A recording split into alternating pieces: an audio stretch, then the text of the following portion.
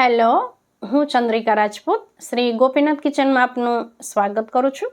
આજે આપણે બનાવીશું ભીંડાનું શાક। આજે આપણે ભીંડાનું શાક ગ્રેવીવાળું બનાવીશું। તો ચાલો બનાવવાનું શરૂ કરીએ। અહીંયા મેં ભીંડાને ધોઈ કોરા કરી અને આવી રીતના સમારી લીધા છે। હવે આપણે એક કડાઈમાં તેલ લઈશું અને આ ભીંડાને આપણે તળી લેવાના છે। તો આપણે ભીંડા તળવાના છે એટલે તેલની માત્રા થોડી વધારે રાખશું અને આમાં જ આપણે પછી આ શાક બનાવવાનું છે। ગેસની મીડિયમ ફ્લેમ પર આ ભીંડાને જ્યાં સુધી આ ભીંડા 90% જેટલા કૂક થાય નહીં ને ત્યાં સુધી એને આપણે તળવાના છે।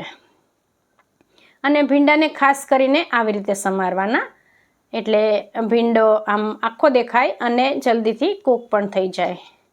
એટલે એક ભીંડાના 2 ટુકડા કરી અને દરેક ટુકડા પર ચપ્પાના 2 કટ લગાવવાના અને એ કટ પૂરેપૂરા નહીં લગાવવાના, અડધે સુધી લગાવવાના એટલે જલ્દીથી કૂક પણ થઈ જાય અને મોટો પણ ભીંડો દેખાય।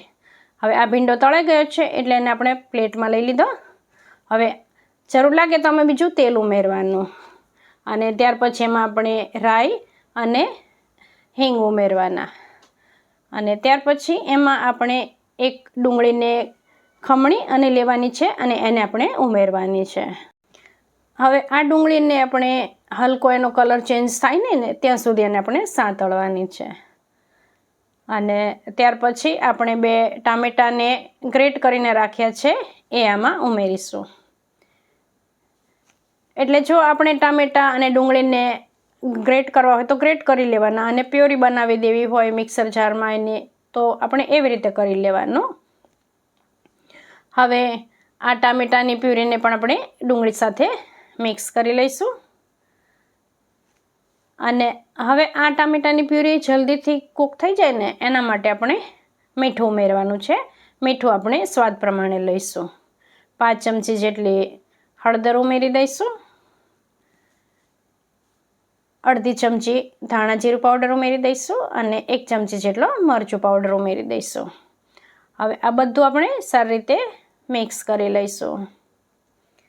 હવે આમાં આપણે થોડો ગરમ મસાલાનો પણ ઉપયોગ કરીશું જેથી કરીને આ શાક ટેસ્ટી લાગે। તો 5 ચમચી જેટલો ગરમ મસાલો ઉમેરી દઈશું। હવે બધું સારી રીતે મિક્સ કરી અને ત્યારબાદ એમાં આપણે ભીંડા તળીને રાખ્યા છે એ ઉમેરી દઈશું। હવે ભીંડાને મિક્સ કરી અને એમાં આપણે 2 ચમચા જેટલું પાણી ઉમેરી દઈશું। આપણે ભીંડાના શાકમાં પાણીનો ઉપયોગ નથી કરતા હોતા પણ આપણે આવી રીતે શાક બનાવીએ ને ત્યારે આપણે પાણીનો ઉપયોગ કરવાનો। હવે તમે જોઈ શકો છો કે આપણી ગ્રેવીની જે કન્સિસ્ટન્સી છે એ બરાબર થઈ ગઈ છે। હવે આને આપણે ઢાંકી ગેસની લો ફ્લેમ કરી 2 મિનિટ કૂક થવા દઈશું જેથી કરીને બધા મસાલાની ફ્લેવર ભીંડામાં આવી જાય। હવે 2 મિનિટ થઈ ગઈ છે અને આપણે જોઈ શકીએ છીએ કે શાકમાંથી તેલ છૂટું પડી રહ્યું છે અને અહીંયા આપણું સરસ મજાનું ગ્રેવીવાળું ભીંડાનું શાક તૈયાર થઈ ગયું છે। હવે છેલ્લે આમાં આપણે ધોઈને બારીક સમારેલા લીલા ધાણા ઉમેરી દઈશું અને આ ધાણા પણ આપણે સારી રીતે મિક્સ કરી લઈશું। તો આપણે ભીંડાનું શાક અલગ અલગ રીતે બનાવતા હોઈએ છીએ। આપણે અજમાથી વઘારીને બનાવતા હોઈએ છીએ, રાઈ મેથીનો વઘાર કરીને બનાવતા હોઈએ છીએ અને આ ગ્રેવીવાળું આપણે બનાવીએ એટલે ત્રણેયના શાકનો સ્વાદ અલગ અલગ લાગતો હોય છે।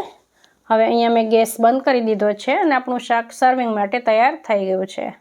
તો જો તમને આ રીત ગમી હોય તો તમે જરૂરથી ટ્રાય કરજો અને વિડીયોને લાઇક કરજો। ચેનલ પર નવા હોય તો સબસ્ક્રાઈબ કરવાનું ભૂલતા નહીં। ફરી મળીશું આપણે એક નવી રેસીપી સાથે।